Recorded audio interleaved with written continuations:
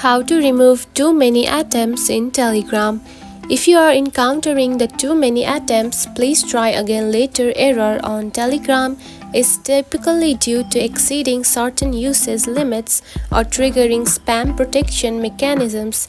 So here is how you can address this issue. Number one step is to clear app cache and data. For that, go to settings, just like this. Now here you can find general right here, select it. Then here you can find iPhone storage, now select it. Now scroll down and find the Telegram app, just like this. Now select it. Now to clear the cache of the Telegram, simply tap on to upload app, and uploading the app, the cache and data will be cleared. Next step is reinstall Telegram.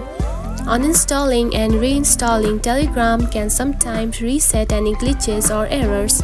Now delete the Telegram app from your device. Simply keep on tapping on it and tap on to remove app, and after that simply reinstall the app. And that's it. This is how you can remove too many attempts in Telegram. If you found this video helpful, don't forget to like and subscribe for more tips. Thanks for watching.